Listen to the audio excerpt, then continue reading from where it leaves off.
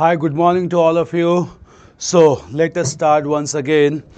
So yesterday we started with Indo-Israel relationship, and in Indo-Israel relationship we had discussed about the retrospective part, in which we had discussed that how India and Israel did not promote bilateral relationship. In fact, initially after India's independence, India refused to recognize Israel and went on to support the Palestinians. Clear? But in course of time after 1991, under US pressure, no doubt about it, India and Israel started diplomatic relationship, and this relationship got a major thrust after Kargil War of 1999, and thereafter regular visits started between India and Israel. Moreover, we had discussed that our present Prime Minister promoted his relationship with Israel to a large extent, and therefore it also highlighted a new approach in India's foreign policy known as de-hyphenated approach towards Israel and Palestine. What is the policy of dehyphenation? We'll start from here today. Clear? It's fine. Now, any question that needs to be asked? So there were full-fledged war between India and Pakistan every time Pakistan. Okay, fine. So I saw some maps by the UN where Israel and Palestinians were divided as 50-50 each, and also some land issues was there, which led to Israel-Palestine war. Kindly enlighten. Clear? So initially it was like this 50-50, but later on, after 1948 Israel-Arab war and after 1967 Six Days War, also known as Yom Kippur War, Israel extended considerably and acquired large areas. Clear? So Shubham, clear? Initially the map divided Israel and Palestine as 50-50 areas, 50% Israel, almost 50% in Palestinians. But as soon as Israel was created, Arab world opposed, and it led to Arab-Israel war in 1948, and Israel was able to defeat the Arab world and was able to establish control over other areas of Palestine. Moreover, Israel got further extended in Six-Day War known as Yom Kippur War, in which Israel defeated the major powers and thereafter extended control largely, and in fact 75% of the area of Palestine were taken by Israel. So obviously the power or territorial arrangement got altered because of two major wars. One was the Arab-Israel War of 1948, another was the Six-Day War of 1967. Not only within Israel, within Palestine, Israel even extended control over Golan Heights in Syria and Sinai Peninsula in Egypt. Clear? So even not within Palestine, but parts of Syria, parts of Egypt were brought under Israeli occupation, and Israel went on extending considerably. Clear? Considerably. So it was largely because of aggression of Israel, and Israel started to emerge as a very powerful country. So you are right, but of late Palestine is nothing but only Gaza Strip and the West Bank region, and therefore Palestinian territory has been taken by Israel. Even large parts of Jerusalem is under the control of Israel. Is that clear, Shubham? Next question is, sir, in 1948, India formally recognized Israel as a country. Fine. And in 1992, India established formal diplomatic relations with Israel. Fine. What is the difference between these two concepts? Path. Clear? See, very important question that has been asked. India recognized the existence of Israel in 1948, and India established diplomatic relationship with Israel in 1992. What is the difference? Clear? Difference is that India recognized Israel as a country, meaning thereby Israel was recognized as an independent country among world community. This was done. Clear? But at the same time, clear, India did not establish diplomatic relationship, means India did not support any regular bilateral visits, nor bilateral treaty or agreement, or nor bilateral support. Clear? So India only recognized that on the world map we have one more country, that is Israel. That just means recognition of the country. But bilateral relationship means regular interaction, diplomatic visit, establishment of embassies in respective countries. This is known as the bilateral diplomatic relationship, which is basically known as interaction between New Delhi and Tel Aviv. Tel Aviv is the capital of Israel. And all these things started only from 1992, and therefore regular exchange of diplomatic missions began to take place, regular interactions began to take place, and regular mutual support and cooperation began to take place between India and Israel. Clear? So diplomatic relations means regular interaction at bilateral level. This is the difference between two concepts. Is that clear, Parth? Moving to another question by Subham. Sir, I got other references to the Indo-US relation and came to know that ICET. Though I didn't get much details, kindly tell about it. Clear? We'll come to that. ICET will come in later course of time also, because obviously ICET plays an important role in course of time. So we'll come to ICET as well. Clear? Don't worry. We'll be discussing about ICET in coming time as well, because obviously it is something which has emerged to be not much important, but an important component of Indo-US interaction. There are other facets also, but obviously these are not much important one. Obviously, most important one we had already come across. Okay, fine. So coming to Indo-Israel relationship, is it clear? Any other question to be asked? Any other question to be asked?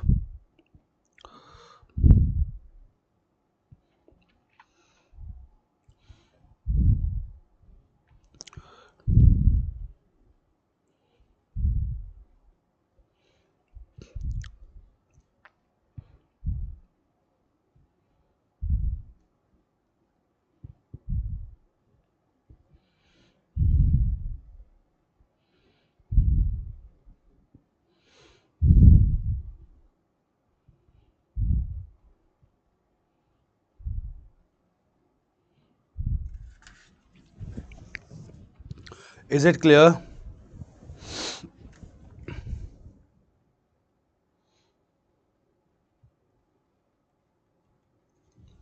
Okay, fine.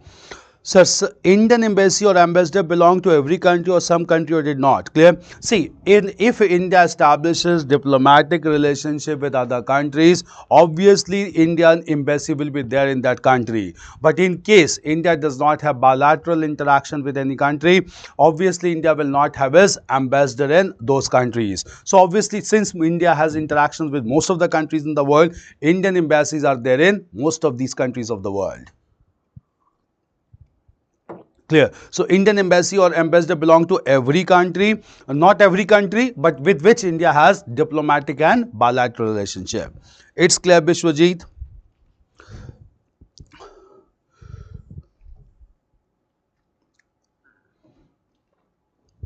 Clear? How many of you know about ICET basically? If this question has been asked, what is ICET basically? Because one question has been, it's an emerging thing, not a very prominent one, because in fact the National Security Advisor Ajit Doval is very keen to promote this. What exactly is this? Clear? Because obviously it is coming in references between India and US, that is ICET. What is ICET basically? ICT is Initiative on Critical and Emerging Technologies. Clear? In fact, India and United States is promoting initiative on critical and emerging technologies, so that they can come together on those emerging technologies, can cooperate with each other, and therefore it will provide a big jump to Indo-US relationship or strategic relationship of India and United States. So ICET is basically Initiative for Critical and Emerging Technologies, which is highly promoted by India in order to take a big leap in Indo-US relationship, largely promoted by Ajit Doval. It's clear. So Initiative for Critical and Emerging Technologies. It's clear. Any other question to be asked? It's clear, Shubham. Shall we start? Okay, fine, clear. So, yesterday we began to discuss about Indo-Israel relationship. We had discussed about the historical background of this relationship, and we had discussed that in contemporary time the relationship has become multi-dimensional in nature, and just because of multi-dimensional character, Indo-Israel relationship also considered to be a strategic relationship. In fact, our present Prime Minister Narendra Modi has highlighted a paradigm shift in India's interaction with Israel, and therefore he has emphasized on dehyphenated approach in India's foreign policy towards Israel and Palestine.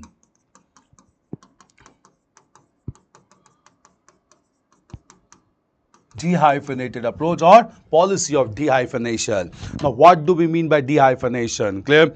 since clear till present time, so till the end of 20th century, India's foreign policy was largely pro-Palestinians in nature. Pro-Palestine means India always showed sympathy towards the Palestinians. Clear? India always showed sympathy towards the Palestinians because India always realized that Palestinians were forced to evacuate their homeland and they became refugees in adjoining regions. So India always had a sense of sympathy towards the Palestinians, and India's foreign policy was largely pro-Palestinian in nature. But of late, with arrival of Narendra Modi to power, more balancing policy has been adopted, whereby obviously pro-Palestinian approach has not been totally abandoned, but at the same time, being on more pragmatic consideration, India has decided to have in fact closer relationship with Israel. While moving closer to Israel, clear, India has highlighted one important thing, that India wants its bilateral relationship to be seen separately with respect to India and Palestine and India and Israel, meaning thereby that if India is coming closer to Israel, it doesn't mean that India is against Palestine, or if India is with favor of Palestine, it doesn't mean India is against Israel, meaning thereby India's approach towards Israel and Palestine must be dehyphenated, must be segregated, because before this, India's policy with Israel was hyphenated. That is, India always perceived relationship with Israel associated with Palestine. So obviously, if India never wanted to come closer to Israel, because it could have obviously affected Palestinian sentiments, so obviously it was integrated or hyphenated approach. But Narendra Modi has made it clear India's interaction with Israel is dehyphenated in nature, as India's interaction with Israel is on different note and India's interaction with Palestine is on different plane altogether. So the both should not be taken together, rather both should be segregated. And this concept of segregating the two regions with common party, that is India, it's known as dehyphenated approach in India's foreign policy. Clear? Now, why India has become adopted very practical approach or dehyphenated approach to see that Indo-Israel relationship should be seen separately, Indo-Palestine relationship needs to be separately. Clear? There are some practical reasons behind that, and those practical reasons must be understood clearly, just to understand and just to realize why dehyphenated approach is pragmatic in nature as for India's national interest. Clear? We'll understand about this. Clear?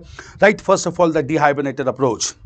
Just understand this question. So nowadays, India opens its embassy in Taliban rule Afghanistan. So can we say that Indian government recognized Taliban regime? Yes, please again understand. Clear? Of late, after the resurgence of Taliban, clear? After Taliban has come to power, not only India, major powers of the world has realized that Taliban is going to stay, and it is better to recognize Taliban and to establish diplomatic relationship with Taliban regime, because obviously even though NATO operated for 1 decade in Afghanistan, Taliban could not be flushed away, and therefore Taliban has shown resurgence and resilience and has come to power. Obviously, if relationship is not maintained by Taliban, Afghanistan will isolate it and remain to be a disturbing region in South Asian and Central Asian region. So obviously, not only India, along with India, other nations also has decided to promote diplomatic relationship with Taliban and to recognize the Taliban regime in Afghanistan. Clear? So India will open its embassy in Kabul just to promote relationship with the existing regime. So what is the Battle of Haifa? Is it have any significance on into relationship? We'll come to Battle of Haifa. Battle of Haifa has some significance on Indo-Israel relationship. Clear? Please explain PLO, Hamas and Fatah. We'll come to PLO, Hamas and Fatah also. First of all, we'll have to understand the dehyphenated approach. All these are important things. We'll come to that. Palestine Liberation Organization, formation of Hamas and even Fatah. Clear? First of all, dehyphenated approach. Why we have accepted this dehyphenated approach? Right, next, clear? Right, the present government of India, right in continuity, the present government of India,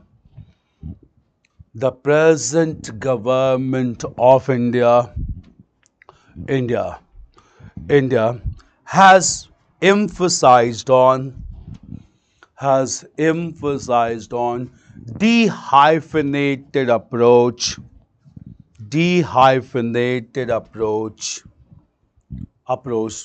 towards relationship dehyphenated approach towards with relationship with Israel and Palestine.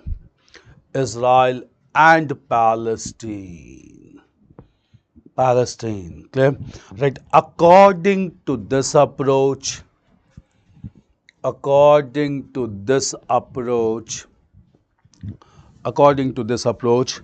India,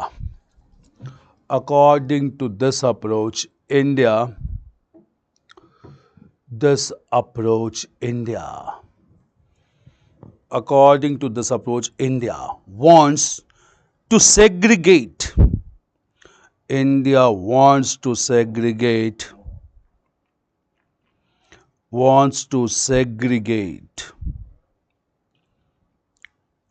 India wants to segregate. Clear? India wants to segregate.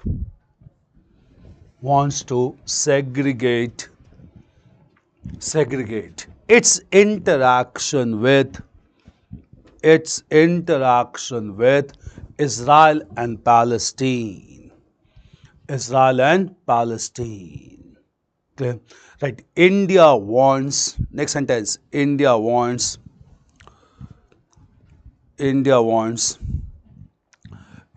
that its relationship with Israel its relationship with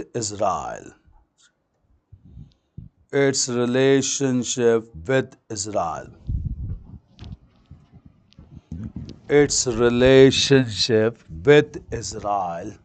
should be seen separately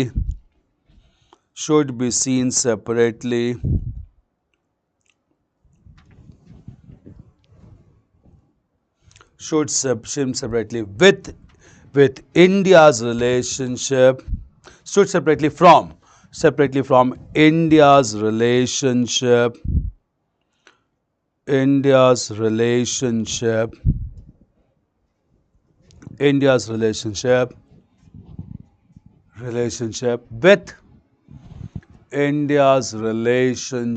with Palestine. Clear?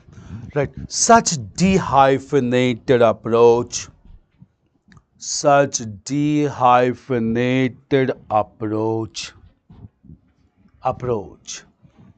is based on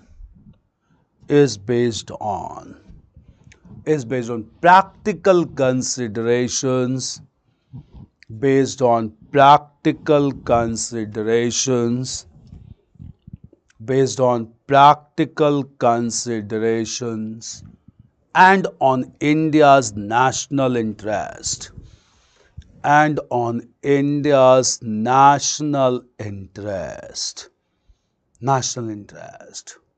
Clear? And India's national trade. Clear? Right. The major reasons for dehyphenated approach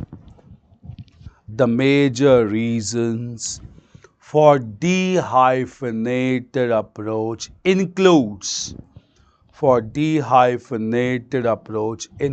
right point wise. Number one, includes clear. Number one, very important, the interference of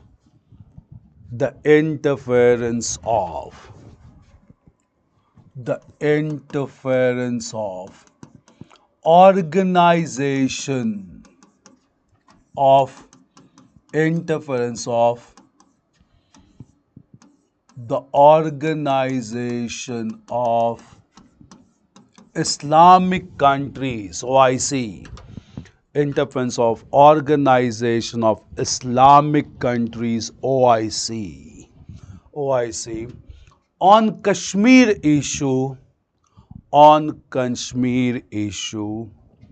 on Kashmir issue, right? Next sentence here, it's very important. Clear? Right. On insistence of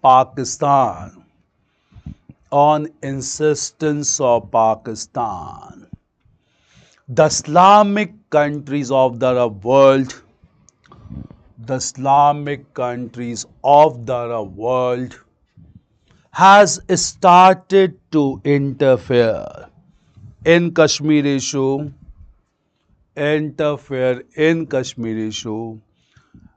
and even decided to assess public opinion,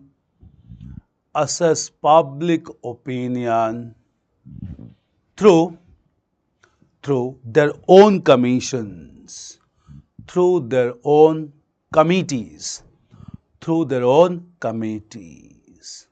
Clear? Right. Right. Such activities can be checked. Such activities can be checked. Such activities can be checked with support of Israel, which is against the Islamic countries of West Asia. Islamic countries of West Asia. This is one factor, very practical, clear? It's based on national interest of India. Right, second one, clear? Second one, right, India has signed several agreements with Israel,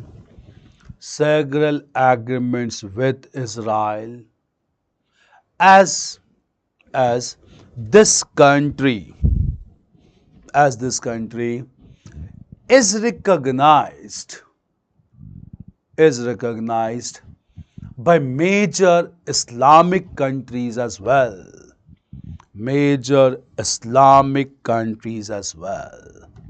Okay, right. For example, Jordan established peaceful relationship with Israel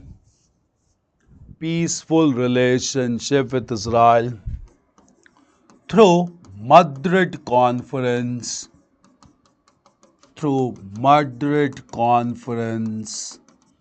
of 1991. Clear? Right. Moreover, Egypt signed peace treaty with Israel, another Islamic country. Moreover, Egypt signed peace treaty with Israel in 1978,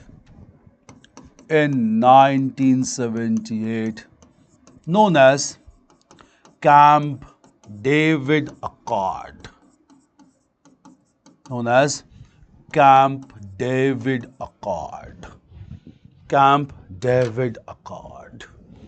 Clear? Right here. Right. Therefore, India's relationship with Israel must have its own identity.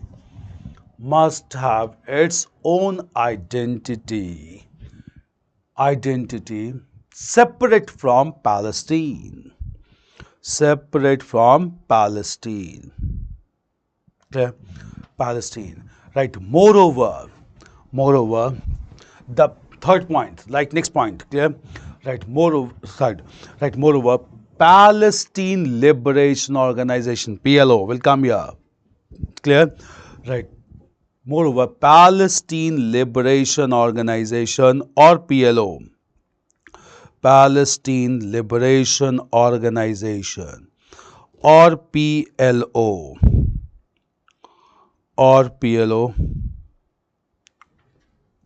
Palestine Liberation, or PLO,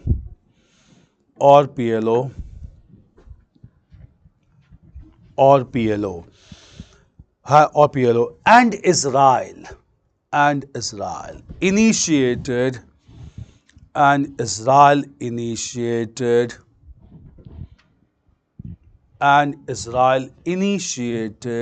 peace talks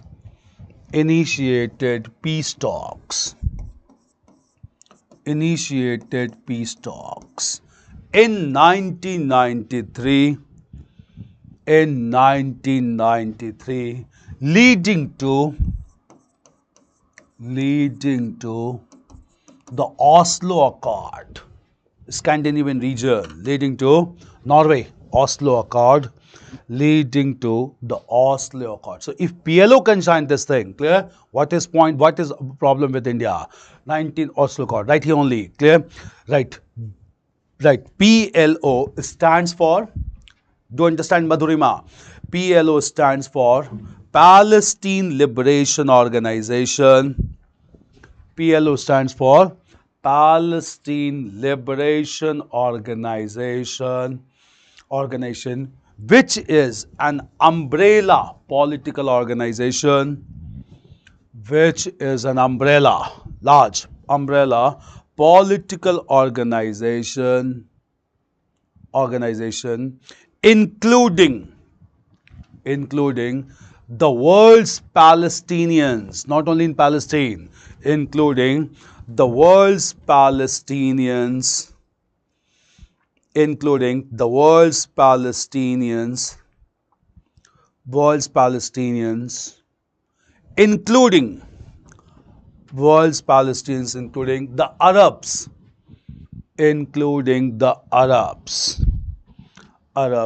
who lived in the mandated Palestine, and the mandate system of Britain, who lived in the mandated Palestine before the creation of Israel,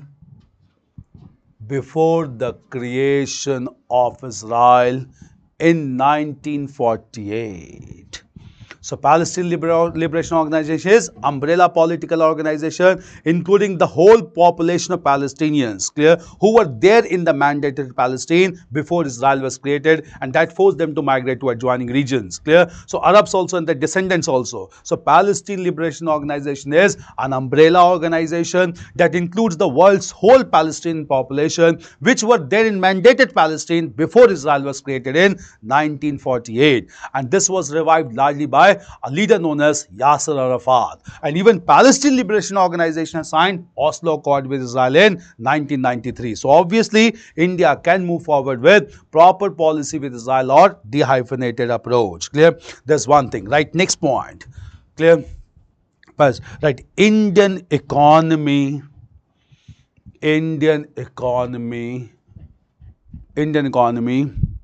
needed sufficient support from United States, which placed a precondition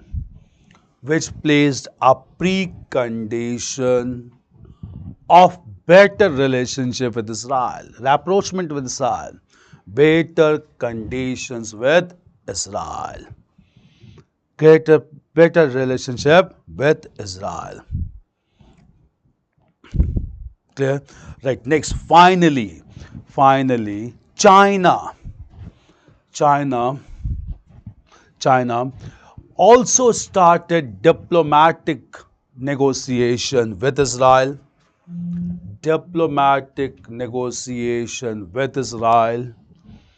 At the end of Cold War.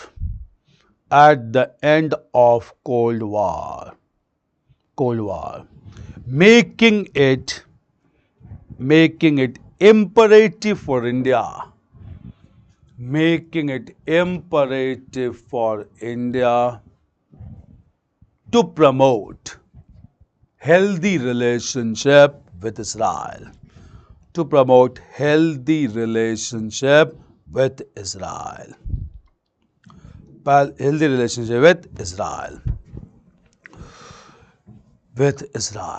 Clear? So this is just because of this dehyphenated approach, we have to follow healthy relationship with Israel. Clear? So this is one important development that needs to be understood. Clear? Apart from this, as far as Indo-Israel relationship is concerned, clear, we need to understand about Fatah or Fatah Party, F-A-T-A-H. Why Fatah Party? It is the sole representative of Palestinian people. Clear? And since Fatah Party is the sole representative of Palestinian people, it has recognized the existence of Israel. Clear? So even Fatah Party, which is the sole representative of Palestinian people, has also recognized the existence of Israel. So obviously Israel has come to stay, because even Fatah Party has recognized the existence of Israel. Clear? So obviously, if it has recognized the existence of Israel, it cannot be debated. Clear? Clear? Right. Next part. In recent times, the sole representative of the Palestinian people, the sole representative of the Palestinian people, the Fatah Party, the sole representative of the Palestinian people, the Fatah Party, Fatah Party has also recognized, clear,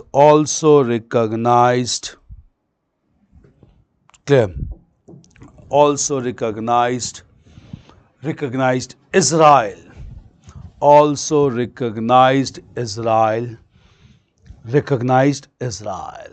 Clear? Right. All such developments makes it clear. All such development makes it clear. Makes it clear.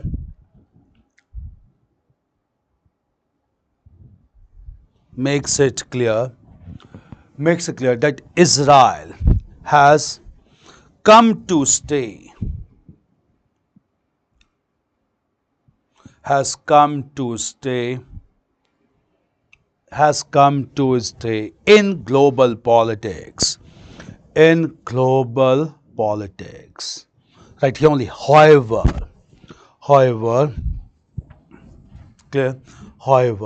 the Fatah Party is opposed by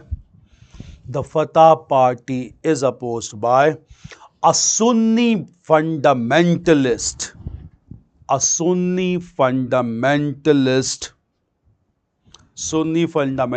organization,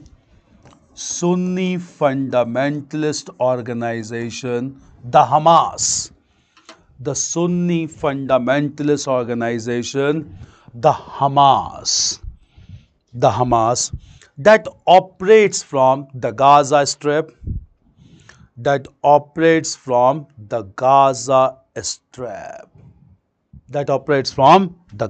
So Fatah is opposed by Hamas, that operates from the Gaza Strip. Okay? Right. The Hamas is largely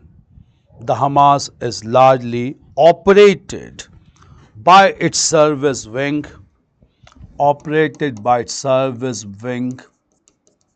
named as Dawa. Service wing named as Dawa. Service wing named as Dawa. Clear? So, right, even though such opposition continues, existence of Israel has become a reality.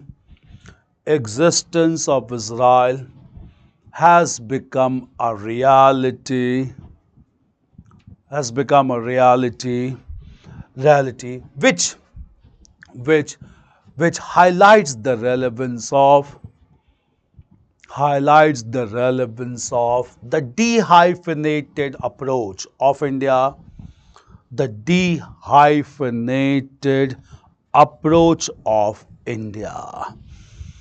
It's clear. All the factors, these are very important factors to be understood. So interference of OIC in Kashmir issue, even Oslo Accord signed by PLO, at the same time recognition of Israel by Jordan and Egypt, that is Camp David Accord. All these things are very important. Hamas and Fatah Party, Palestine Liberation Organization, all these are important issues whereby India has come forward with dehyphenated approach towards Israel. Clear? Now, apart from dehyphenated approach which is centered around Israel, clear, why dehyphenated approach has been followed with respect to India, we also need to understand why Israel has become indispensable for India.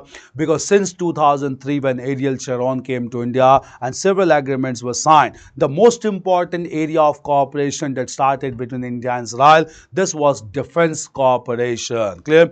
Israel decided to provide large number of sophisticated arms and weapons to India, and therefore Israel became one of the largest supplier of its surface to air missile to India, which are popularly known as the Barak missiles. Clear? So India has received large number of surface to air missiles known as Barak missiles, and based on the technology of Barak missiles only, India is developing and improving its own surface to air missile known as Trishul. Clear? So Trishul is being upgraded on the pattern of the Barak missile supplied by Israel to India.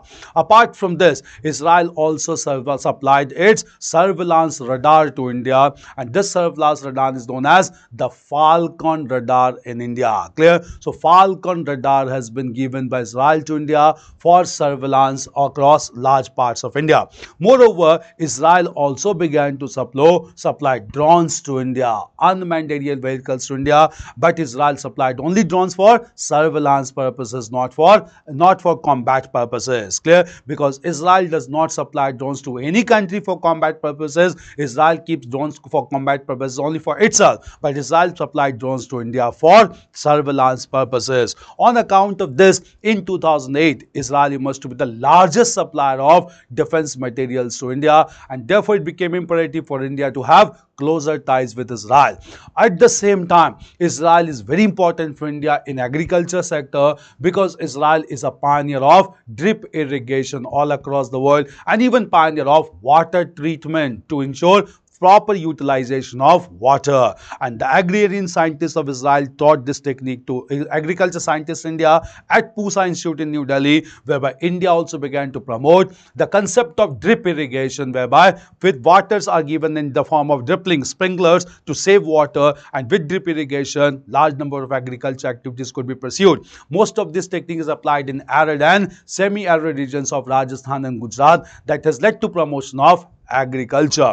This is again important. Third important dimension is the support given to intelligence services of India. The most important intelligence service of India is RAW, that is Research and Analysis Wing, and it receives huge amount of technical support from Israel's intelligence service, which is the world's most developed intelligence service known as Mossad. Clear? And with support of Mossad, RAW has started to acquire huge amount of sophisticated technologies to emerge as proper sensitive information gathering organization for India. On account of these factors also, the present government feels that India cannot afford to bypass Israel at the cost of bypass Israel for Palestine, and therefore dehyphenated approach is the pragmatic approach between India and Israel.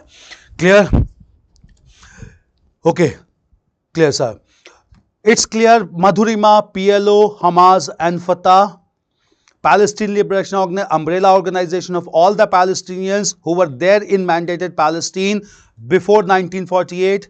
Hamas is basically a Sunni militant organization, fundamentalist organization that is not ready to cooperate with Israel, and that is why Hamas goes against Fatah also, because Fatah has also recognized Israel.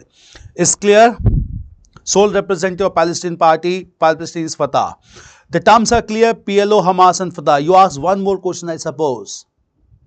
What is Battle of Haifa? See, Battle of Haifa is not related to Indo-Israel relationship. Battle of Haifa took place in 1918 by the end of First World War, and Battle of Haifa was between British on the one hand and countries like Germany, Austria-Hungary and the Ottomans, that is the Central Powers on the other hand. So Central Powers wanted to protect the interest of Palestinians. British attacked this region and this resulted into Battle of Haifa. So Battle of Haifa was basically a fallout of the First World War in 1918. So Haifa, PLO, Hamas and Fatah. Madhurima, please revert back. You have asked some very important questions. Is these terms clear to all of you? Madhurima, PLO, Hamas and Fatah. Now coming to, why does the US want to protect India from Chinese aggression? It is because of its fear of China spreading communism. Obviously, this is one reason that China is promoting communism. But more important, much more important than this is that right now, United States is the superpower in the world and United States always wants to maintain this status, and United States know one country that is catching up with this status in world politics is China, not even Russia. And just because of this, United States wants to look after its close rival, that is China, even though China is distant second to United States, not close second to United States. But then also United States want to prevent the rise of China so that its status of superpower is maintained in global politics. This is the real reason, Vidisha. Coming, Anil Kumar Roy. Sir, please discuss the PNC relationship with India. Clear. How does India balance foreign policy with Israel and Palestine and Arab nations? Clear. See, again, I'll let you know. India balance its relationship, clear, relationship with Israel and Palestine and in Palestine and other nations, but just because of showing that Israel policy needs to be seen separately. India is very close to Arab countries like Iran and Saudi Arabia, because obviously these countries are very important for India, because through these countries India procure huge amount of oil and gas. And as we had discussed, India is an energy hungry country, clear. Since India is an energy hungry country, India needs to take the support. India needs to take the support of all the Arab countries,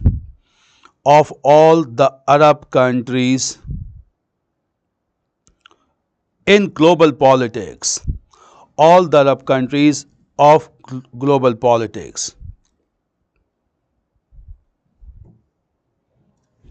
Global politics.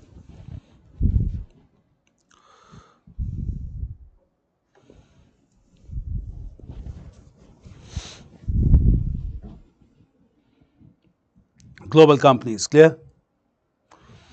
So India balances its foreign policy with Israel and Palestine and Arab nations by saying that all its relationships should be seen segregated. It must not be seen in integrated fashion. If it is seen in integrated fashion or hyphenated policy, obviously India will have to close its relationship with either the Arab world or the Israel. But since both of them are important for India, India balances its West Asian policy by clearing that India's relationship with Israel is based on practical consideration, but that does not mean that India does not support the countries of Arab world like Saudi Arabia, Iran, Iraq and other countries.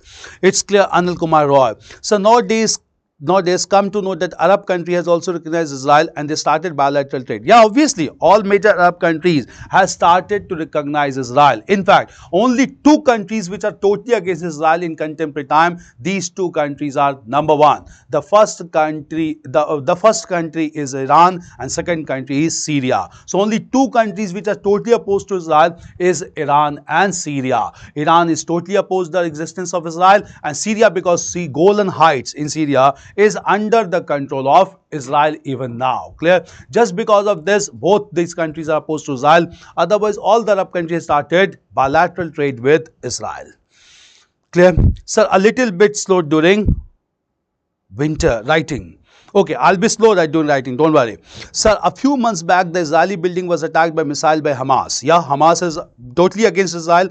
Was the Iron Dome failed there, Subham? Yeah, the concept of Iron Dome to safeguard Israel, clear, is basically to safeguard Israel from any attack of Arab worldries. So Israel has almost created a kind of virtual dome, virtual umbrella in order to save Israel from all the adjoining Arab world, clear? But obviously, Hamas fired a missile. Hamas, we had discussed, is totally against Fatah. also, because Hamas is a Sunni fundamentalist group that totally opposes Israel. Clear? Therefore, Hamas launched a missile attack, and that indicates that Israelis shield or Israel's dome shield is not very protective in nature, but that has affected for further relationship between Israel and Palestine. So clear? All the questions are clear. It's a very important and sensitive issue.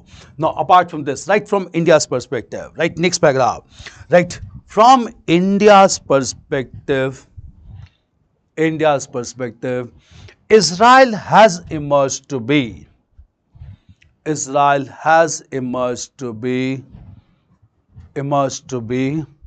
a major supplier of defense equipments,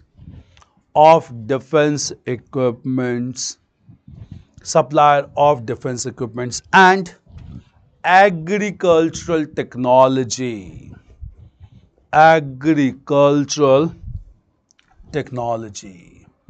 Clear? Right. In 2003, defense agreement was signed.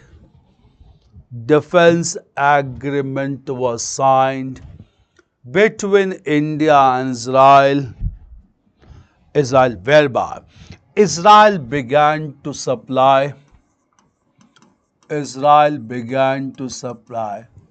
surface to air missile.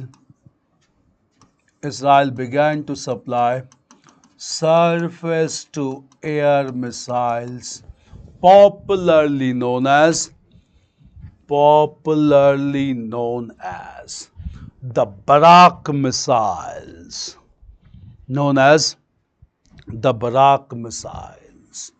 Clear? Right. On the technology of Barak missiles,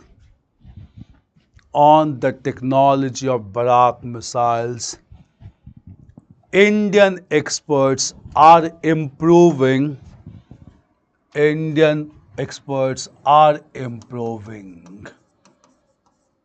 India's surface to air missile, known as Trishul. We have 5 missiles, Integrated Guided Missile Development Program, IGMTP, clear? And Trishul is one of them, clear? In a surface to air missile, Trishul. Right. Beside, Israel has provided with its Falcon radar.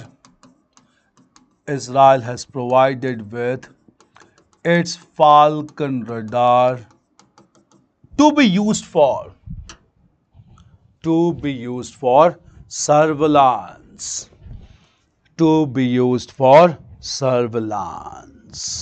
Falcon radar. Right. Moreover, Israel also started to supply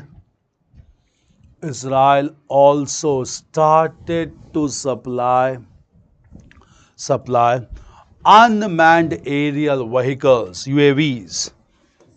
Also began to supply unmanned aerial vehicles, UAVs, or drones.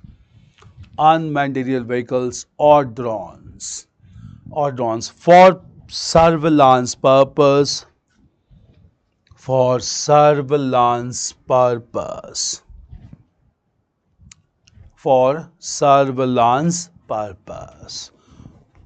Right. On account of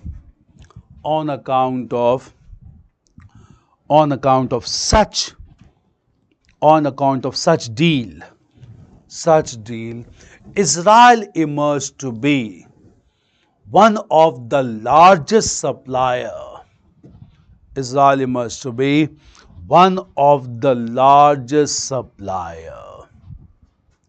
of defense equipments to India,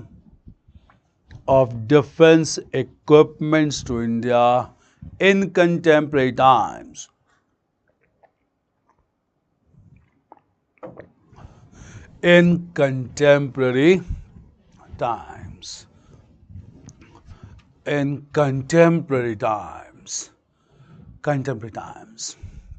Change paragraph. Right. Right. Israel is known for Israel is known for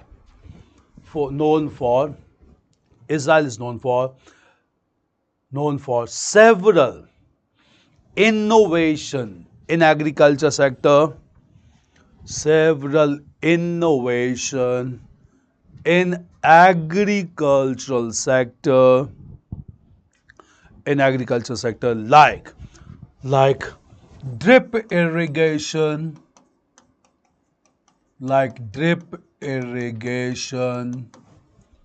to save water, drip water through sprinklers, drip irrigation to save water, along with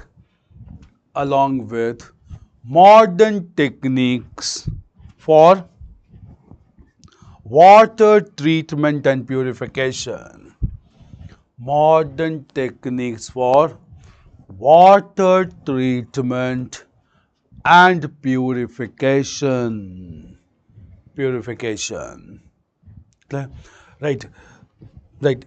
Agrarian scientist of Israel.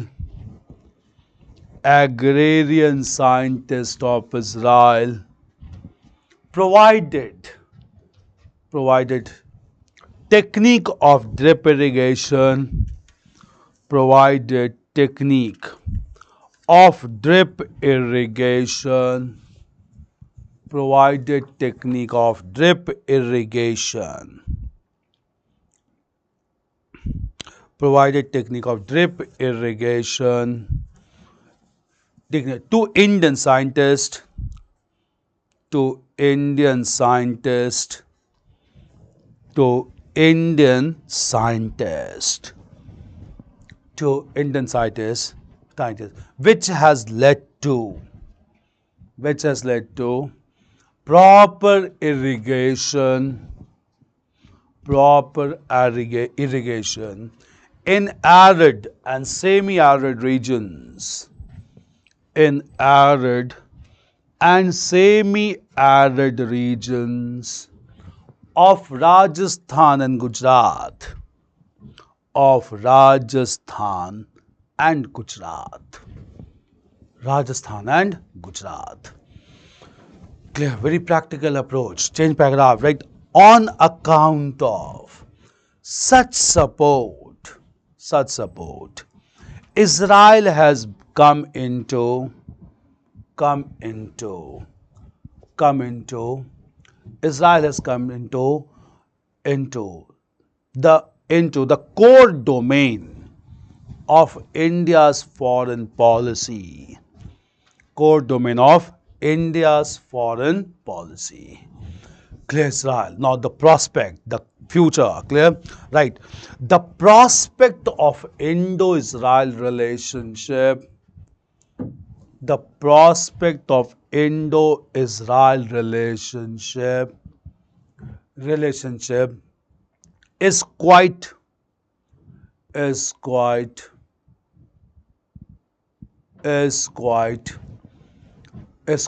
positive,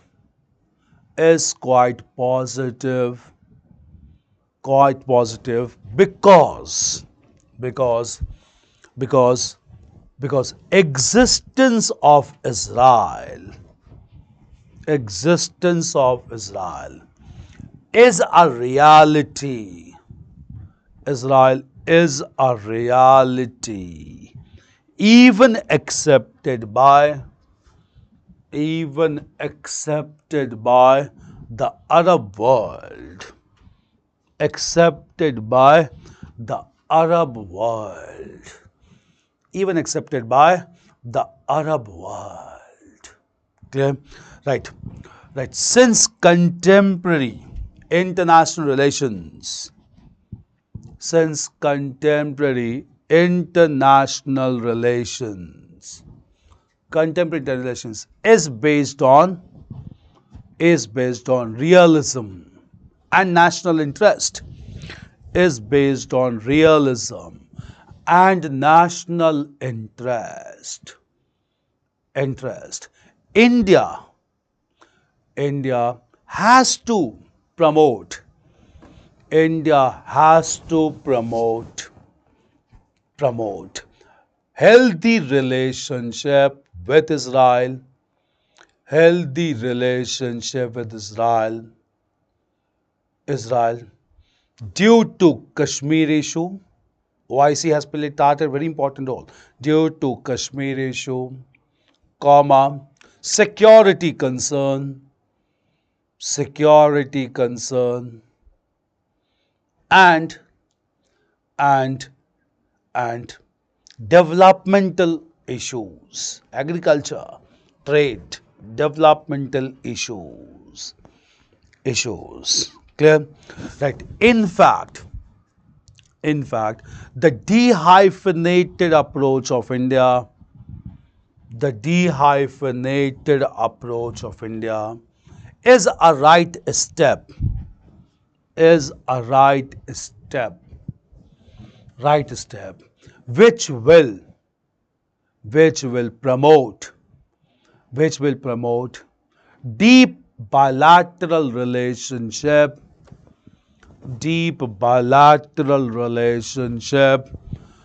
between India and Israel.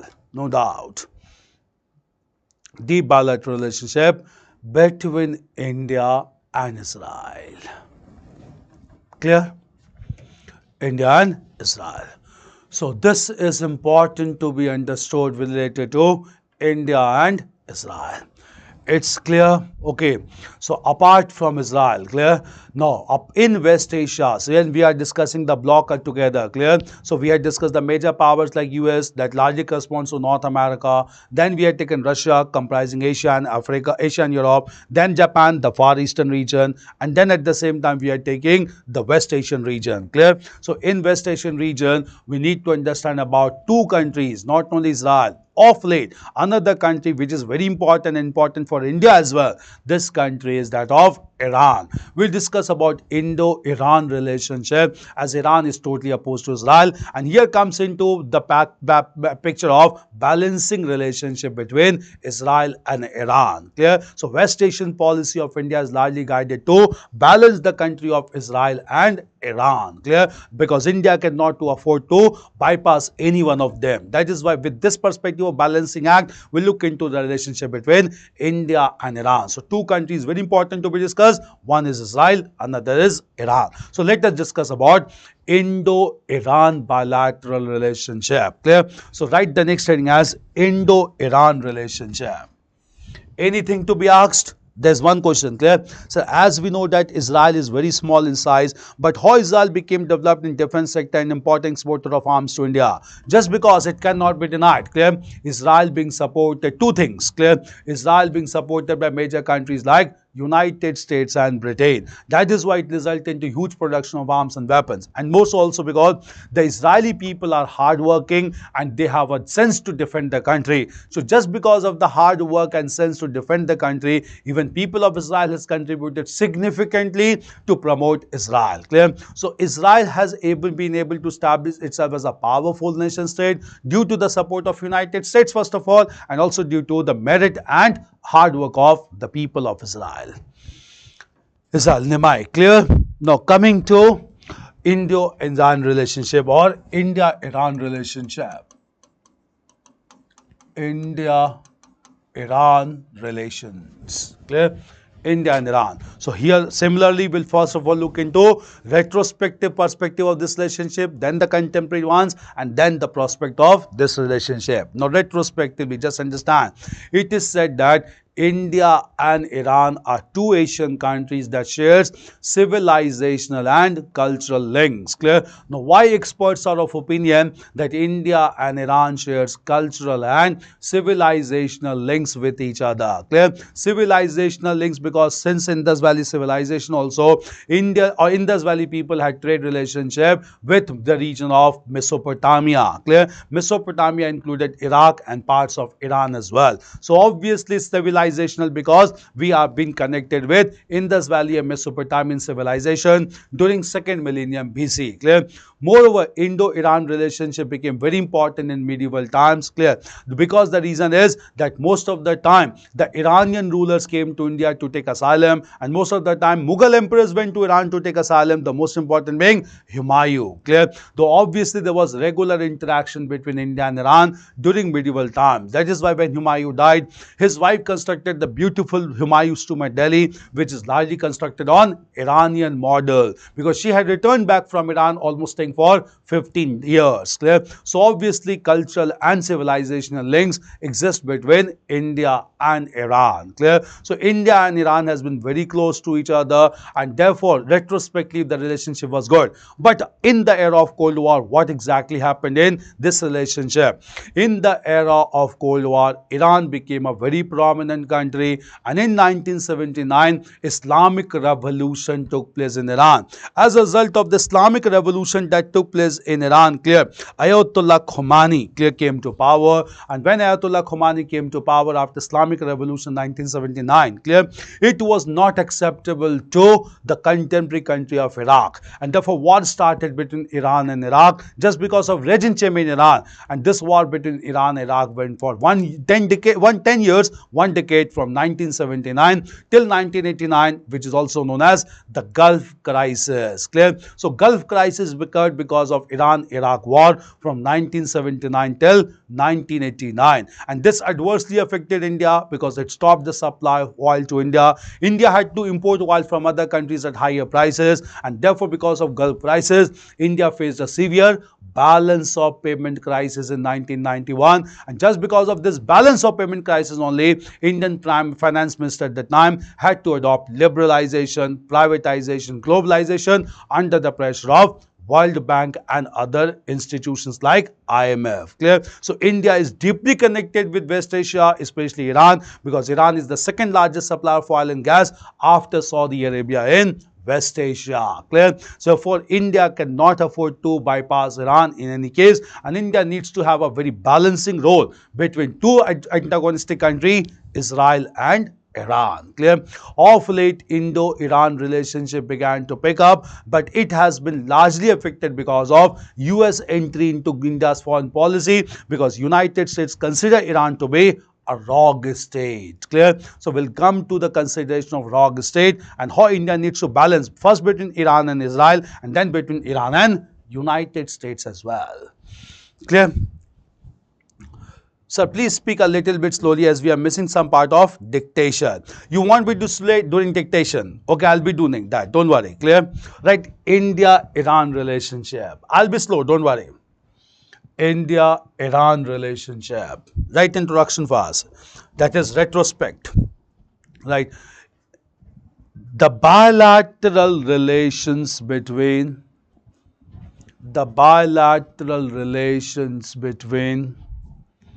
India and Iran,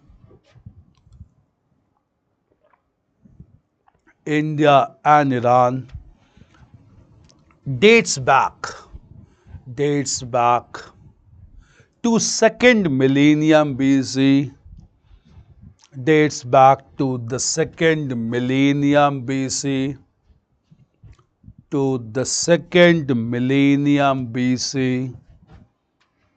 marked by trade relationship,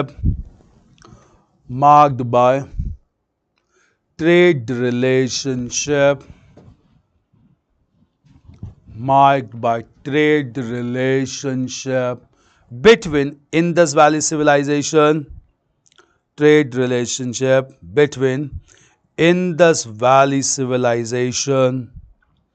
and the Mesopotamian civilization,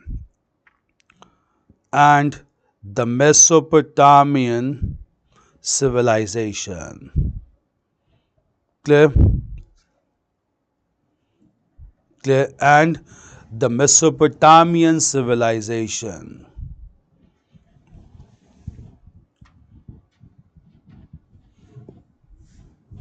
By Mesopotamian civilization. Indus and Mesopotamian civilization. civilization. Okay, right. Civilization. Right. In medieval times, there was regular interaction between India and Iran, between India and Iran, India and Iran. Okay? Right. In fact, the Mughal emperor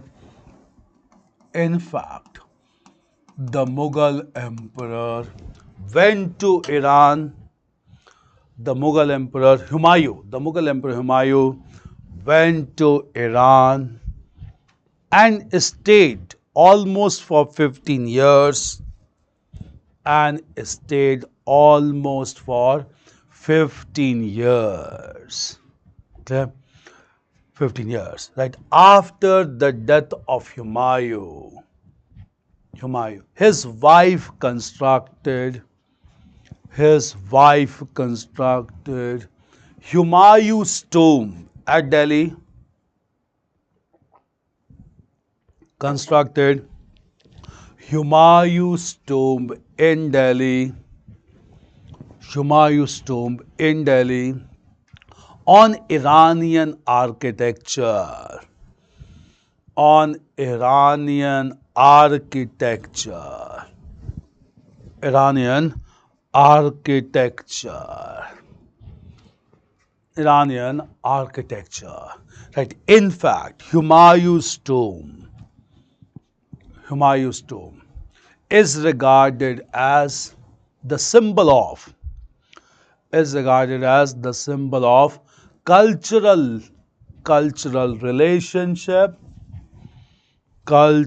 relationship between India and Iran, between India and Iran, between India and Iran, India and Iran, between India and Iran, India and Iran, India and Iran. Clear? Right. Therefore, experts are of opinion that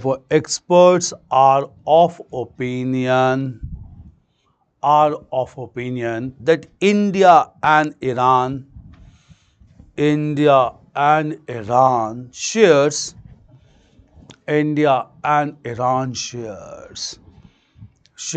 cultural and civilizational links. Shares cultural and civilizational links. Civilizational links. Change paragraph. Right. During the phase of the Cold War,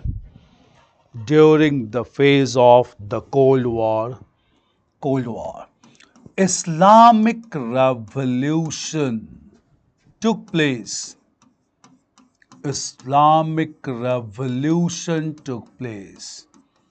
In Iran. Islamic Revolution took place in Iran in 1979. Took place in Iran in 1979. Iran in 1979. That led to the establishment of Islamic regime in Iran, theocratic state, Islamic regime in Iran,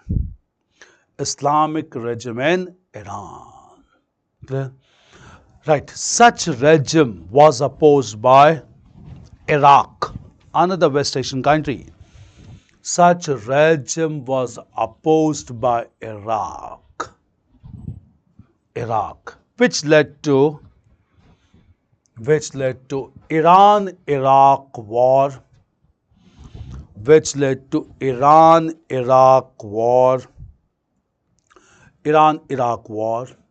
for 10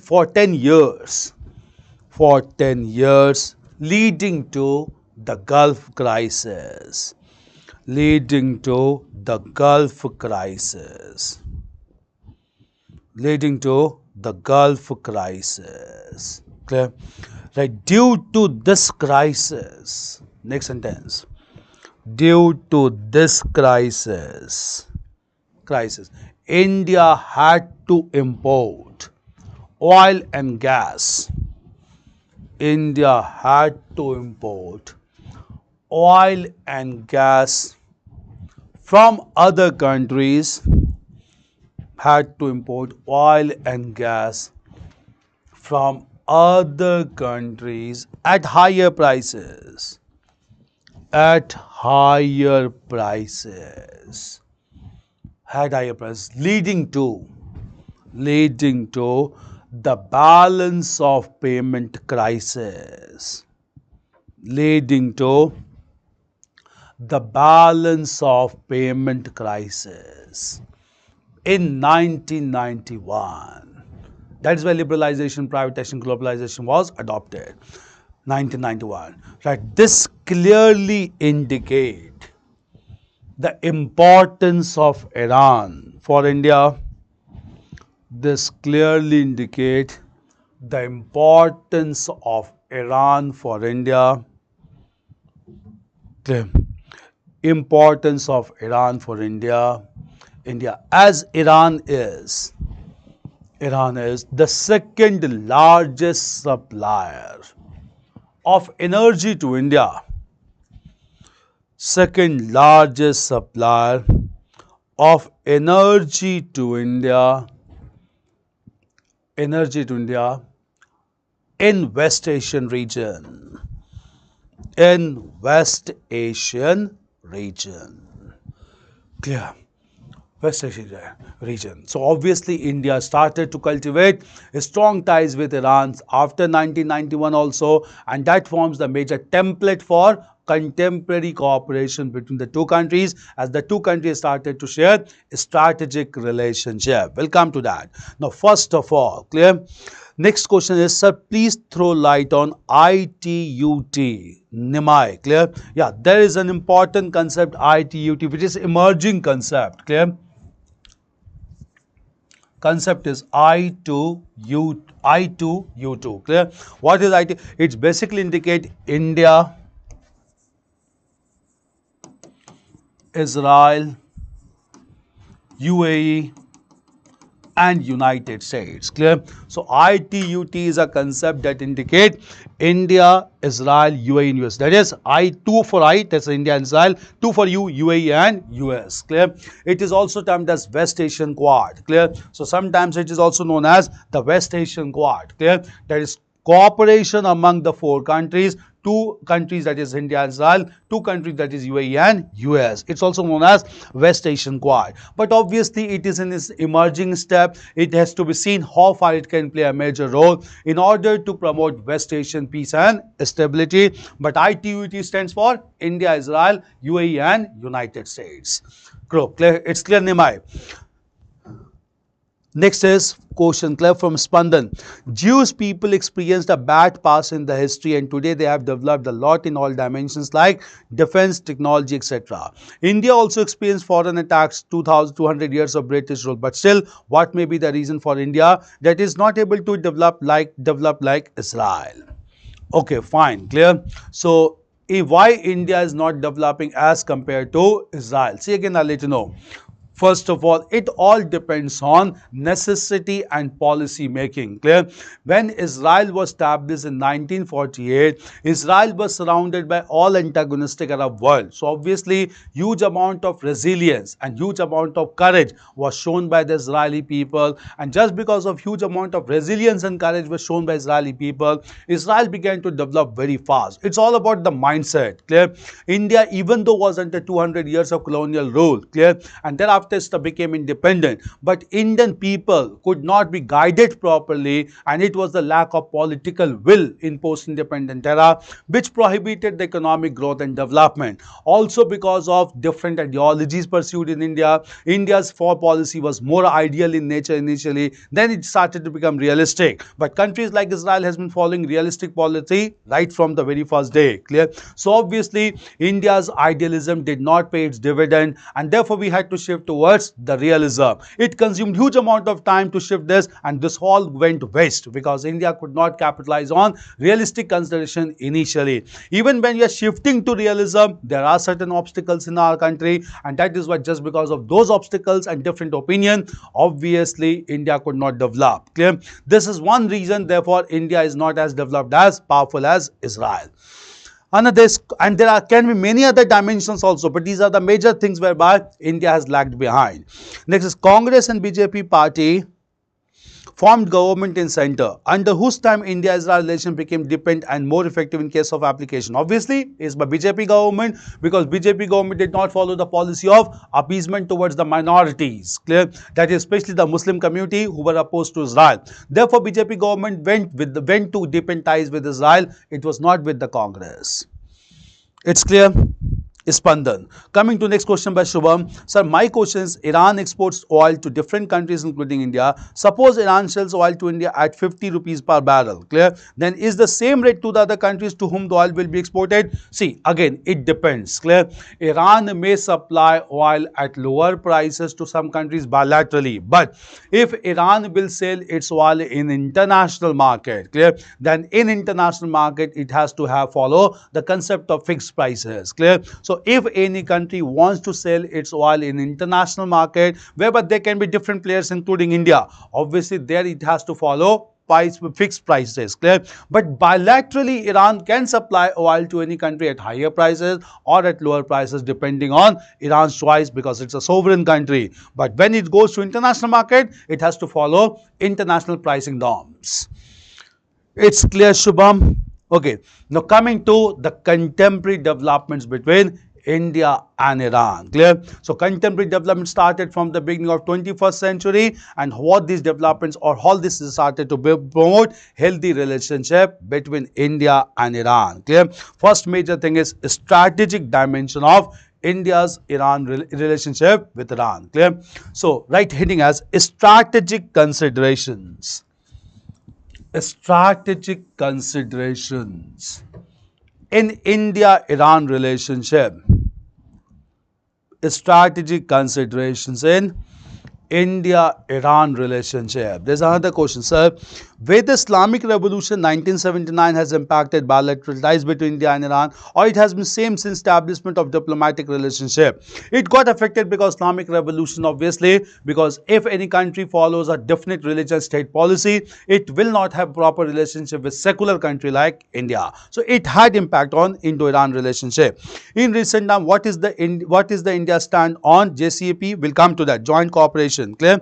A cooperation treaty signed between India, Iran and European countries, and later withdraw from treaties. We'll come to India's stand on JCPOA, which was basically a treaty between Iran and European countries. We'll come to that. Clear? India has adopted a very pragmatic step towards this this treaty. It's clear. So first of all, strategic relationship between India and Iran. Clear? What is the strategic consideration? Clear? First of all, Iran and India shares a huge strategic importance for each other. First of all, why? What is the strategic importance for India as far as Iran is concerned? Clear? First strategic importance is Iran is very important for India for energy security, because as we had discussed, Iran is the second largest supplier of oil and gas to India after Saudi Arabia in West Asia. So for energy security, Iran is very important for India, strategic for India. Second is with respect to transportation. Clear? Iran is very important for India because India can get connected with large Central Asia and even with Europe through Iran. And that is why several projects like International North-South Corridor is being proposed, and we'll come to this project known as International North-South Corridor, in which India and Iran both are involved. Clear? There's one thing. Apart from this, clear, trade component plays an important role because apart from oil and gas, clear, there are other products, traditional products, which are imported from Iran, and India has a large market for those traditional products from Iran. Clear? This is one thing. At the same time, since Iran is so important for India, Iran is also important for India in order to check the rise of the growing power of China and Pakistan. Clear? If India does not maintain healthy relationship with Iran, Iran will easily switch over towards Pakistan, and therefore the whole West Asian policy of India can get affected. So in order to neutralize the position of Pakistan in West Asia, it is very important for India to have healthy relationship with Iran. All these are strategic considerations for India to have regular relationship with Iran. Equally, India is very important for Iran. The reason is that Iran is basically providing huge connectivity project for India like Chabahar Port. Clear? In fact, Chabahar Port and International North-South Corridor is mutually beneficial for both India and Iran, because India is promoting the Chabahar Port in Iran basically as a major port to develop Iran. So Iran needs the support of India for the construction development of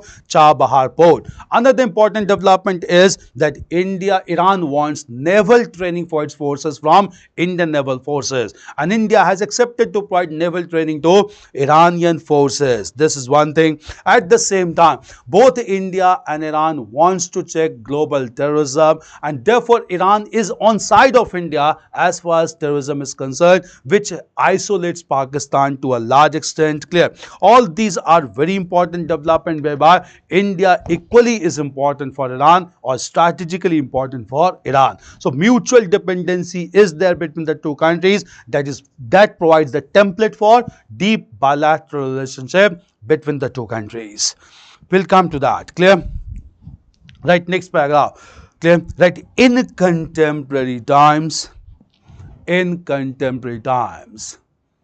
both India and Iran, in contemporary times, both India and Iran has realized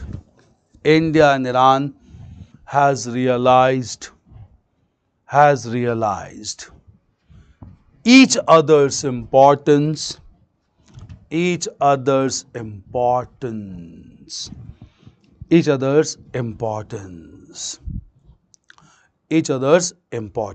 Okay? Right. For India, comma, Iran is important for energy security. Iran is important for energy security as it is a major supplier,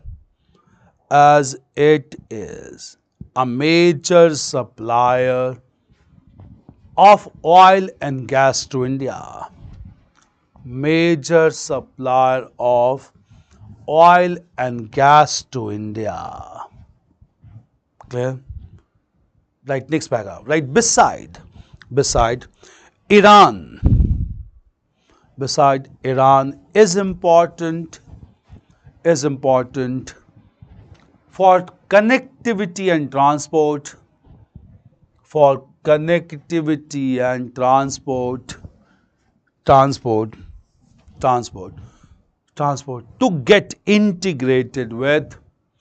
to get integrated with Central Asia and even Europe. Okay? Europe. Right, with such objective,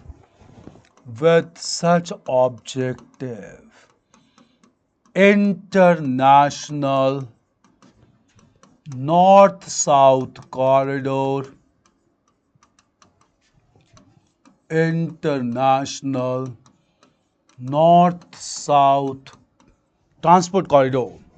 North-south international north-south transport corridor corridor is being promoted is being promoted is being promoted. Clear? Right. Iran is important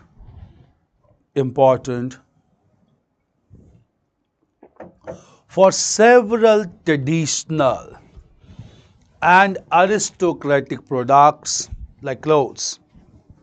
Several traditional and aristocratic products that has a large market in India, that has a large market in India. Large market in India. Market in India.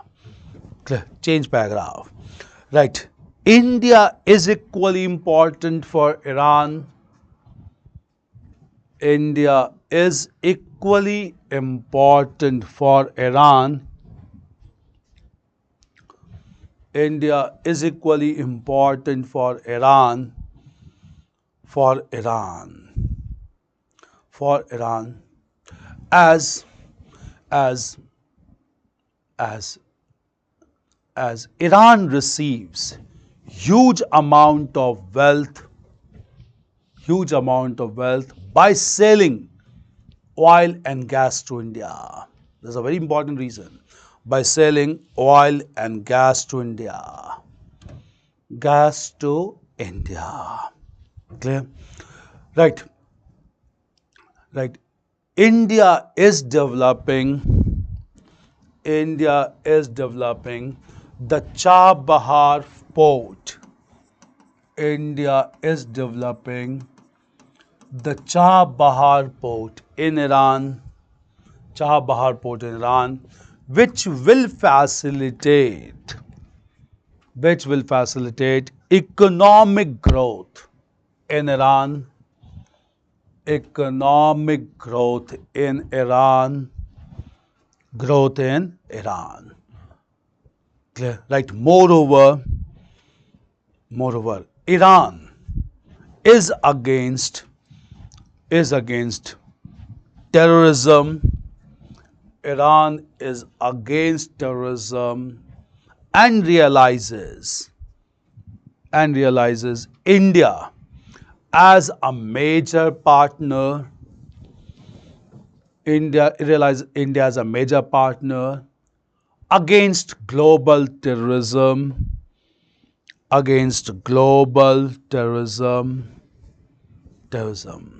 Clear? Right, next. Moreover, the naval forces of Iran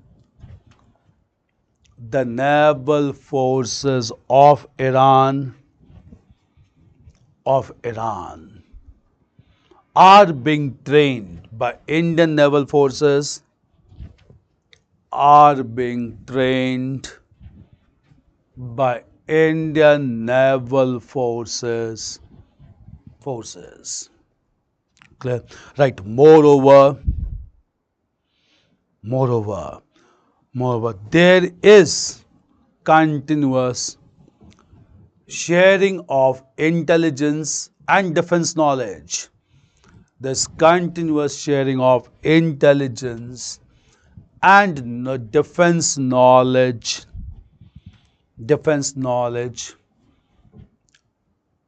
along with IT cooperation, information technology cooperation, along with IT cooperation in which India supports Iran. India supports Iran. So bilateral important, clear? At the same time, why Iran is very important for India and why India is very important for Iran is because of some multilateral projects also, and one among them is Iran-Pakistan-India pipeline. Clear? We have Iran-Pakistan-India pipeline, which is a pipeline to promote transfer of oil and gas among the three countries. Clear? So Iran-Pakistan-India pipeline was conceived by Pakistani engineer Malik Aftab Ahmed. Clear? In the Malik Aftab Ahmed, and right now it is being implemented between the three countries. Clear? And this country is basically to promote trade with Pakistan and also to assure security. Pakistan assuring security of pipeline. But in course of time, change of regime, Pakistan, a fundamentalist regime in Pakistan, has been threatening this project, and that is why this project has not been promoted effectively among the three nations. Clear? Right, next paragraph. Right, India and Iran shares a strategic relationship. India and Iran shares a strategic relationship with other countries like Pakistan, with other countries like Pakistan. Other countries like Pakistan. Right, the most important example is Iran-Pakistan-India pipeline. Iran-Pakistan-India pipeline. India pipeline to promote transfer of resources,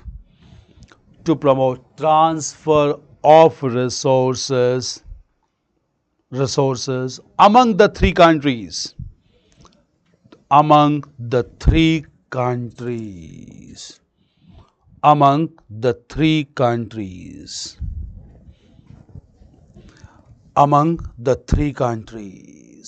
Clear? So this is major issue. Clear? Now coming to major one. Clear? The most problematic issue with respect to Iran in global politics is Iran's nuclear approach and policy. Clear? It is largely claimed by Western countries, especially United States, that Iran is following a clandestine or secret nuclear policy, whereby Iran is diverting its nuclear energy policy towards weapon generation program, and that can be a big threat to global peace and security. This has resulted into Iranian crisis related to nuclear policy, and therefore United States has been imposing several sanctions on Iran. In fact, Iran has been declared to be a rogue state, and that is why, since several economic sanctions has been imposed upon Iran, it has affected India's stake also, because just because of sanctions, even United States prohibited other countries to supply resources to Iran. That is why India could not purchase oil from Iran, because India could not make payment to Iran because financial transactions was prohibited by United States. That resulted into payment crisis between India and Iran, and just because of this payment crisis only, India could not import desired amount of oil and gas from Iran, and therefore India began to play balancing role between United States on the one hand, Iran on the other hand. Clear? The most important issue is the nuclear crisis in Iran. Clear? Right, next, in contemporary times, Iran's nuclear policy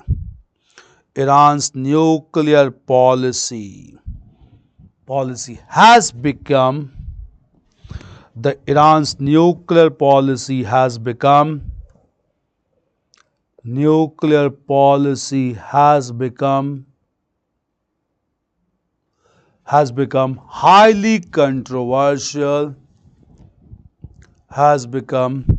highly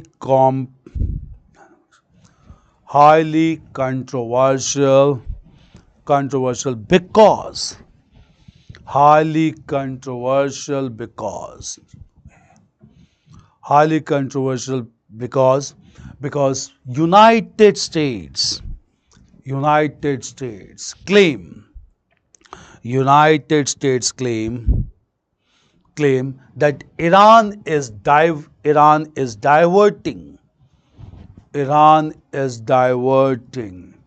its nuclear policy, diverting its nuclear policy towards generation of nuclear weapons, towards generation of nuclear weapons that can be a potential threat, for global community, for global community.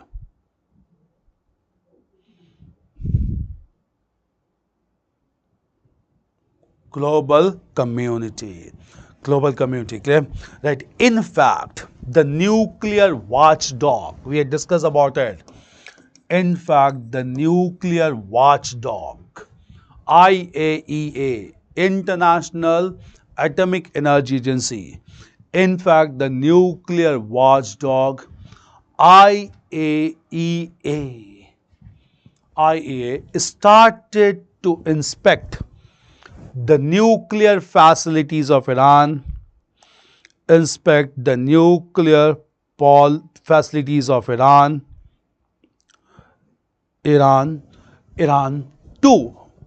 to make sure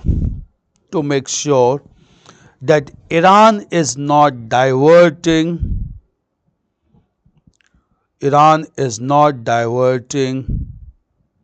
its nuclear policy. Iran is not diverting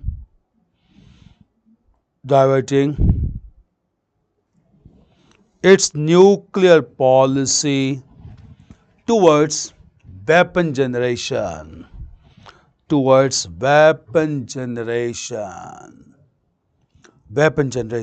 clear?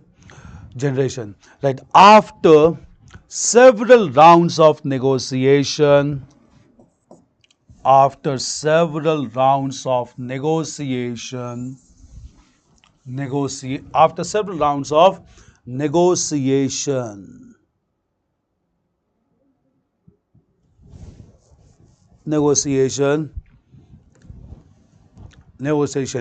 Iran, along with European countries and United States,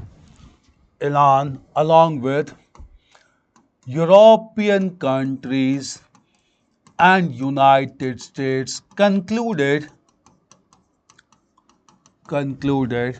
the joint comprehensive plan of action,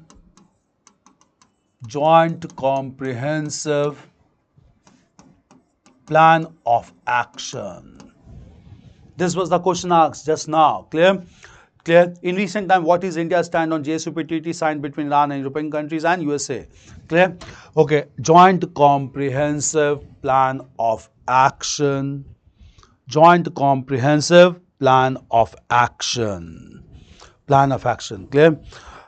Plan of action. Clear? Right. It was made clear that this plan of action concluded in 2015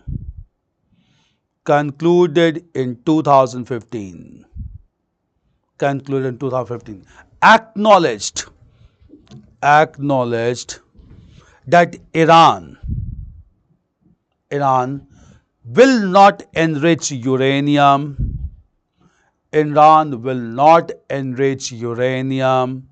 For nuclear bomb. Iran will not enrich uranium for nuclear bomb.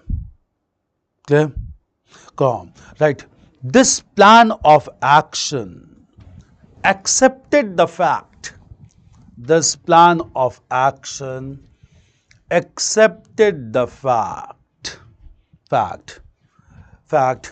That by step by step, Iran will gradually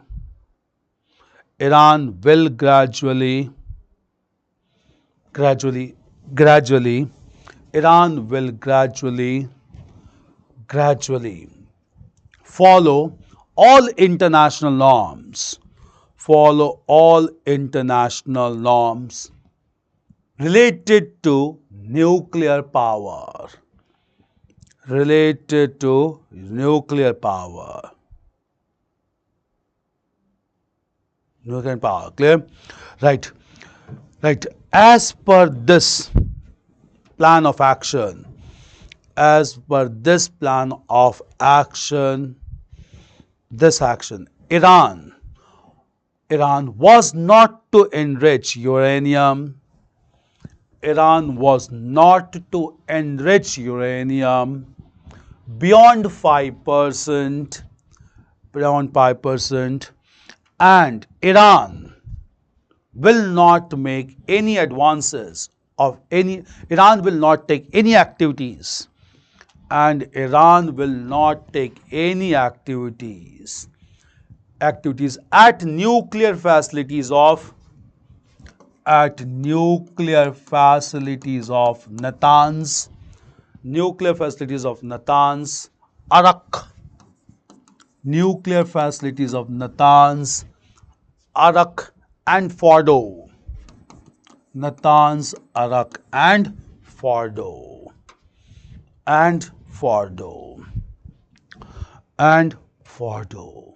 Right. However, such gradual approach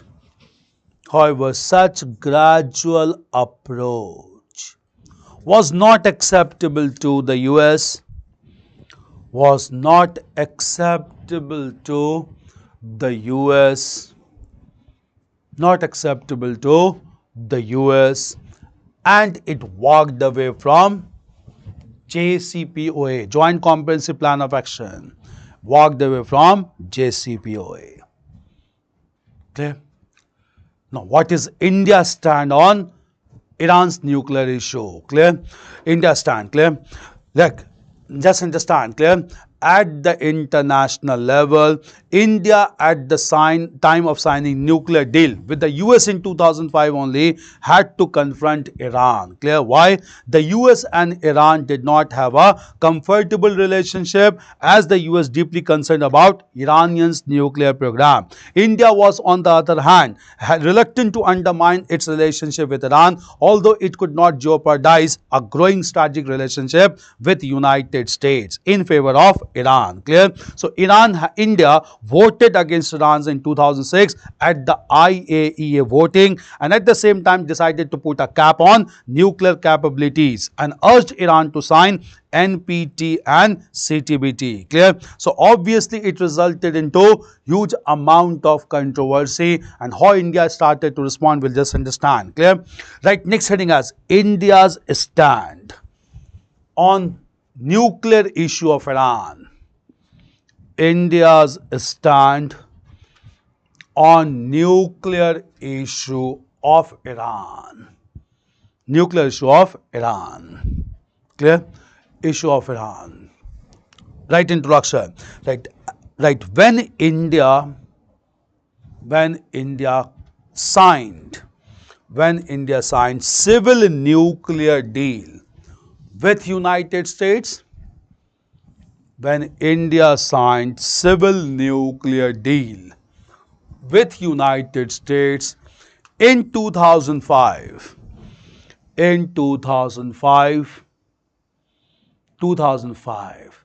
there was serious difference. There were serious differences between United States and Iran. Okay? Right. It created a tough situation for India. Tough situation for India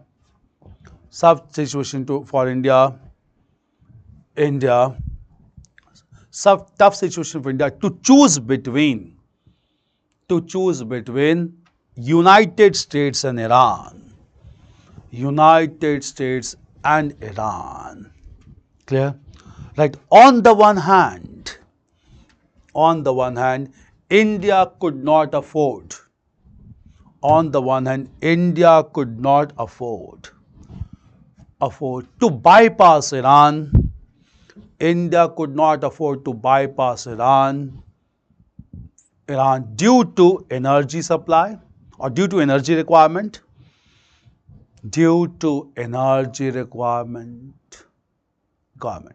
Right. On the other hand, India could not offend.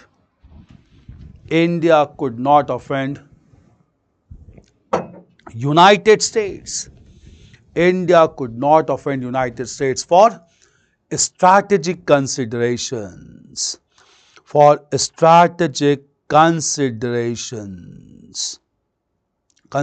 Clear? Right. Finally, India decided to show tilt towards United States. India decided to show tilt towards United States and went to vote against Iran.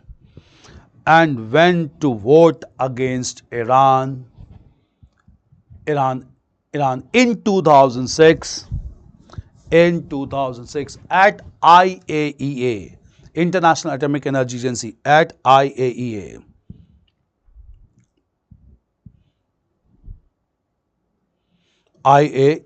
Clear? IAEA. Right. India clarified that its vote was to prevent crisis in the Middle East,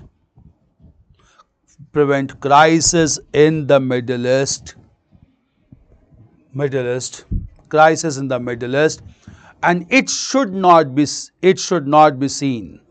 in relation to Indo-US cooperation.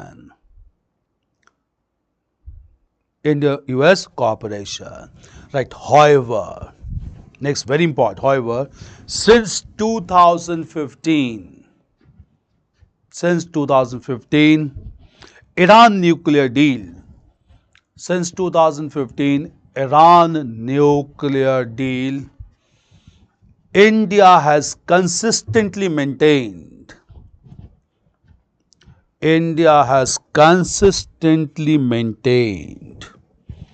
that Iran has a right for a peaceful nuclear program. Iran has a right for peaceful nuclear program, and its enrichment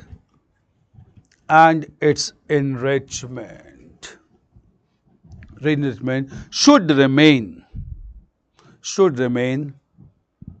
within the ambit of civilian use,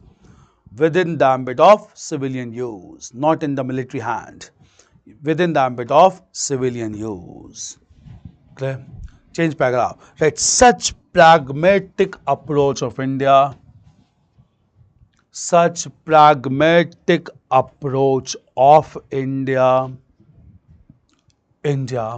has led to balancing of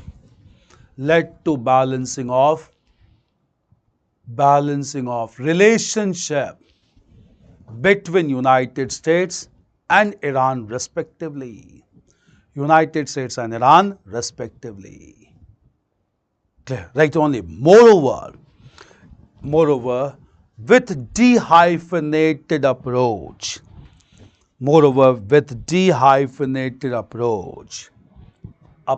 towards Israel and Palestine,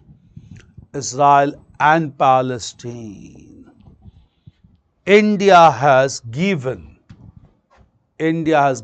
a different space to Indo-Iran relationship, independent of Israel. Israel. Clear? Right. Such pragmatic approach of India, such pragmatic approach of India is bound to promote, such pragmatic approach of India is bound to promote healthy relationship, bound to promote healthy relationship between India and Iran, between India and Iran in the coming future, in the coming future, in the coming future. It's clear. So prospect seems also to be fine because of dehyphenated approach and also because of India's immaturity to deal with nuclear issue of Iran as compared with to United States. Now, Indo-Iran relationship, clear? So, is there Megan sharing intelligence and defense knowledge? Yeah, we had discussed between India and Iran. And Anil Kumar Roy, clear? Now, after the region of Middle East or West Asia, we'll go into discuss about India's interaction with one more Asian region which has merged very crucial in contemporary time, and that is the region of Central Asia, because right now we are following a policy known as Connect Central Asia. So we'll discuss about India and Central Asia collectively, the countries like Kazakhstan, Kyrgyzstan, Tajikistan, clear? Turkmenistan, we'll discuss about them, clear? So India and Central Asia. So we'll discuss collectively the policy of or bilateral interaction between India and Central Asia. Clear? First of all, we need to understand what do mean by Central Asia, which are the countries included in Central Asia.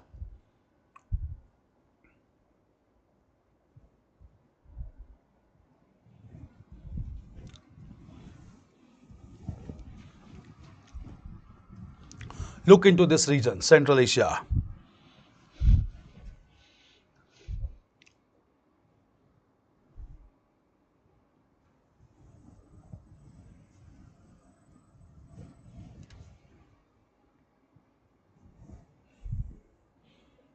Central Asia, clear? This is the region of Central Asia. India is just south of this region. Though coming to this region, Central Asia includes countries like Kazakhstan, then we have Uzbekistan, Turkmenistan, Tajikistan, and Kyrgyzstan. Clear? Tashkent is in Uzbekistan, very important city for India. So this is the country known as, this is the region known as Central Asia that comprises of these countries. Clear?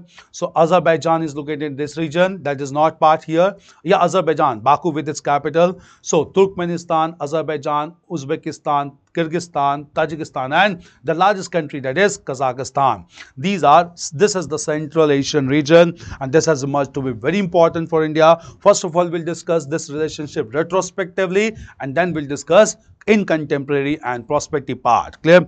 Right, next thing is India and Central Asia. Central Asia. Clear? Right.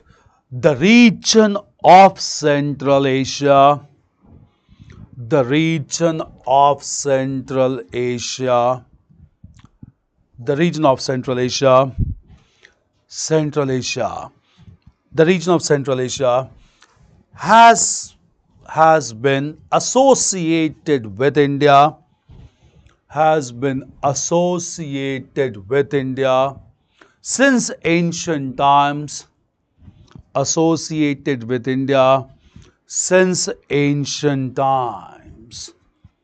Since ancient times. Clear? Right. The ancient Indian ruler, Kanishk, the ancient Indian ruler Kanishk integrated large parts of Central Asia,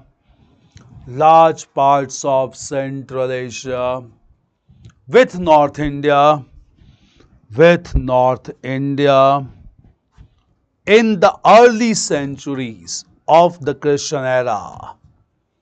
Early centuries of the Christian era. Clear? Right. Kanishk collected huge amount of gold Kanishk collected huge amount of gold from the Chinese and the Romans, who traded through the Silk Route in Central Asia, who traded through the Silk Route in Central Asia, Okay, right. This led to inflow of gold to India. This led to inflow of gold to India. Inflow of gold to India. Gold to India. That gold to India, leading to economic prosperity. Leading to economic prosperity. Economic prosperity. Clear? Right. During medieval times, several Central Asian warriors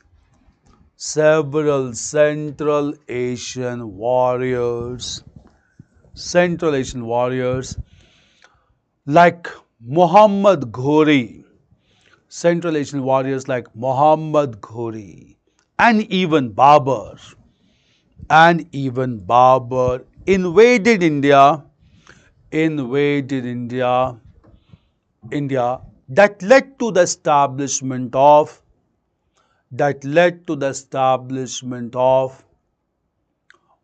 Turkish rule in India, during medieval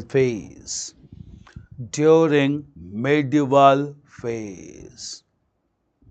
Turkish rule India during medieval phase. This is one thing. Change paragraph. Clear? Right. After India's independence, the Central Asian countries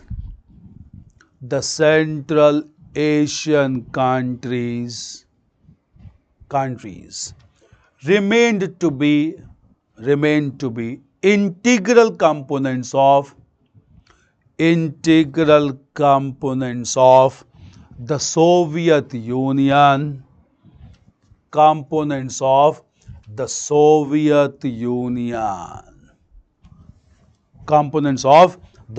Union. So they were parts of Soviet Union. I'll let you know. Clear? Integral parts of Soviet Union.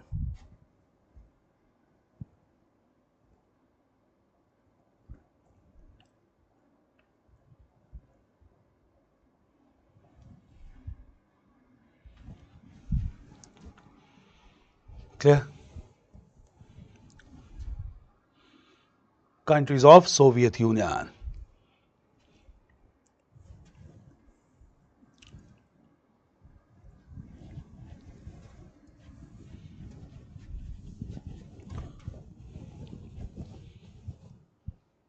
No, look into this. Clear?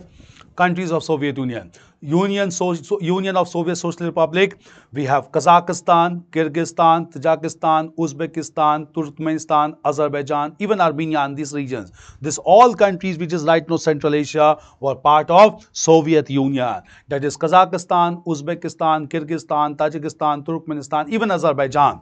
All were members of Union of Soviet Social Republic or USSR, and therefore just because it belonged to communist bloc headed by Soviet Union and India followed the policy of non-alignment, healthy relationship could not be established by Central Asian nations. Clear? Right.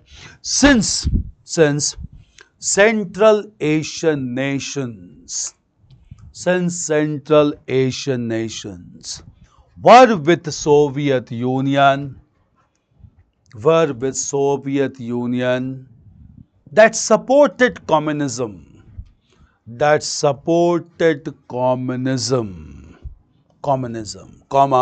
healthy relationship with India was not possible. Healthy relationship with India was not possible as India followed the policy of followed the policy of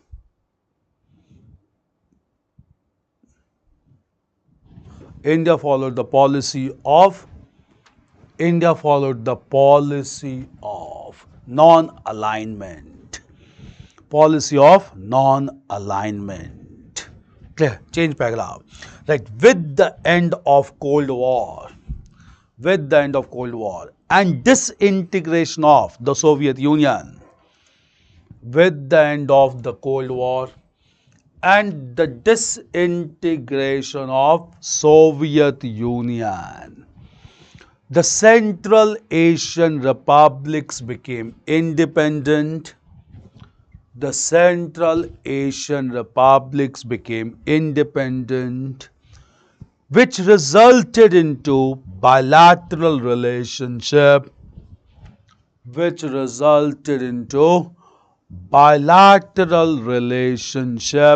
with India. Bilateral relationship with India. So this was in retrospect how relations started, not in the era of Cold War, but with decline and disintegration of the Soviet Union and Cold War, relationship started between India on the one hand and Central Asian republics on the other hand. Is it clear?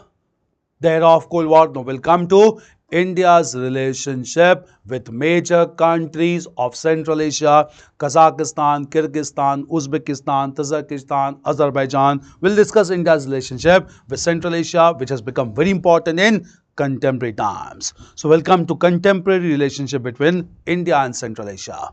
We'll have a break for 1 hour. We'll start exactly at 2 o'clock. Clear? And we'll discuss. If you have any questions, just let me know. We'll discuss those questions. There's one question is still left by Pritham, asked just now. Clear? So just wait after the break. We'll discuss the question as well. Clear? And then we'll continue further with India and Central Asia. Clear? Thank you.